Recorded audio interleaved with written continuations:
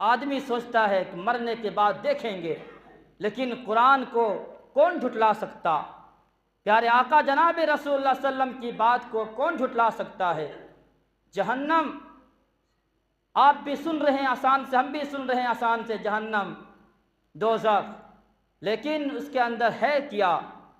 किन के लिए तैयार की गई है? कितने ख़तरनाक किस्म है।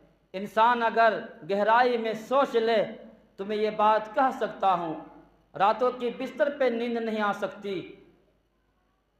फिर इंसान न फरमानी क्या, सुबह से शाम तक तस्बीह लेकर के फिरेगा कि न मालूम मेरा ठिकाना जन्नत है या जहन्नम है, और जहन्नम की सज़ाएं अगर मालूम हो जाए तो फिर कहेगा कि मैं पैदा क्यों हुआ।